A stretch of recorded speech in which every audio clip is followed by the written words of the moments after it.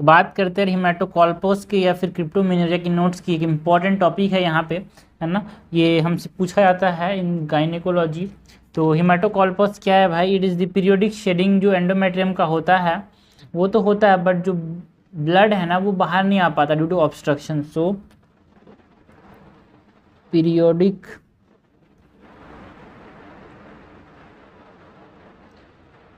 Shading of endometrium but blood fails to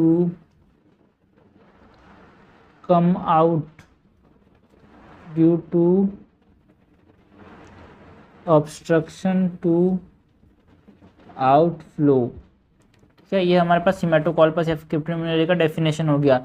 causes की बात करें तो कॉन्जेनाइटल कज हो सकते हैं या फिर एक्वायर्ड कजेस। यार अगर हम बात करें कॉन्जेनाइटल कजेस की तो यहाँ पे हो सकता है लाइक इम्परफोरेटेड हाइमेन,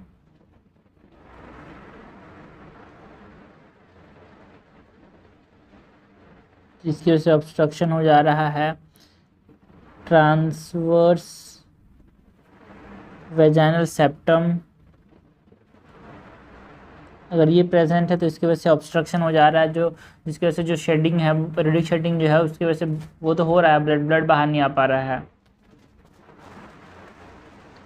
एट्रीजी अगर हो गया वेजाइना का या फिर सर्विक्स का, तो उस केसेस में यहाँ पे क्या होता है, हिमेटोकॉल्पस हो सकता है। तो ये कॉन्जेनिटल कसेस हो गए। यार एक्वायर्ड कसेस की बात करें तो एक्वायर्ड कसेस में हम बात कर सकते हैं अबाउट सर्वाइकल स्टेनोसिस। अगर सर्वाइकल स्टेनोसिस हो गया तो जो ब्लड है वो बाहर नहीं आ पाता है। ठीक है, तो ये हमने बात किया अबाउट दी कजेस। ना पैथोफिजियोलॉजी की बात करें तो चीज़ें प्रोग्रेस कैसे करती हैं भाई हिमेटोकॉल्पस के अंदर। तो देखो ब्लड जो था,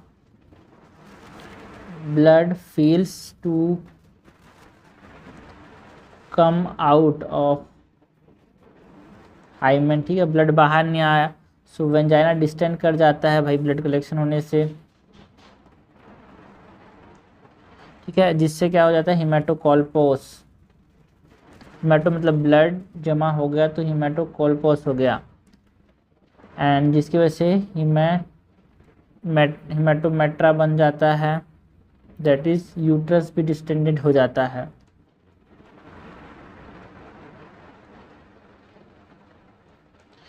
एंड इसकी वजह से हिमेटोसेल्पिंग्स हो जाता है।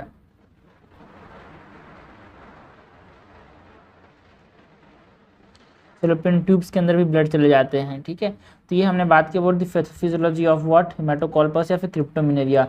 जो क्लिनिकल फीचर्स हमको देखने को मिलते हैं उसकी बात करें, सो यहाँ पे लोअर एब्डोमिनल पेन होगा, है ना, पीरियोडिक लोअर एब्डोमिनल पेन देखने को मिलता है। यार periodic lower abdominal pain primary amenorrhoea के केसेस में इसको मेंस्ट्रुएशन आया नहीं फर्स्ट 14 to 16 ईयर्स में, सो उसको बोलते हैं कि हो सकता है कि कॉन्जेनाइटल कॉजेस हो भाई हिमेटोकॉल्पस के। अगर सेकेंडरी एमिनोरिया देखने को मिल रहा है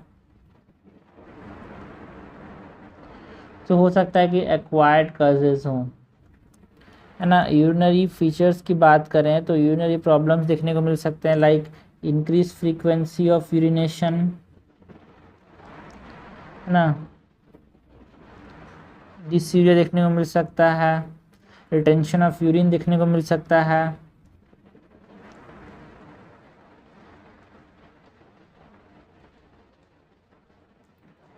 तो ये हमने बात की about the clinical features, pathophysiology, causes of हिमेटोकॉल्पस। ना इन्वेस्टिगेशन में हम क्या कराएंगे भाई, पता करने के लिए ब्लड कलेक्शन है कि नहीं, यहाँ पे यूएसजी कराते हैं।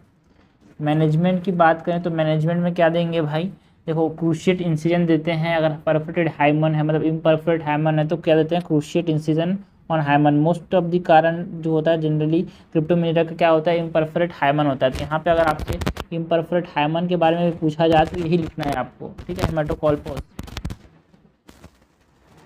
सो cruciate incision on hymen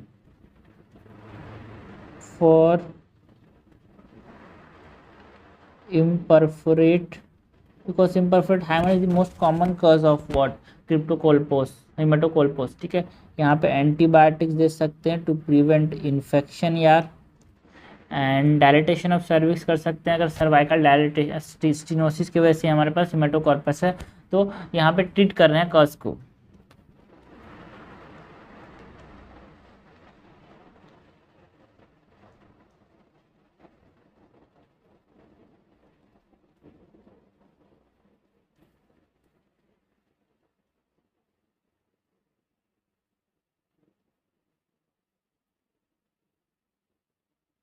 so cervix का डायलिटेशन कर देंगे सब सर्वाइकल स्टेनोसिस। तो ये हमने बात की अबाउट व्हाट, हेमेटोकॉर्पस। एक इंपॉर्टेंट टॉपिक है, 5 नंबर में बार बार क्वेश्चन आता है, क्रिप्टोमेनिया के नाम से भी आता है question. So it is an important topic यार गायनेकोलॉजी के अंदर।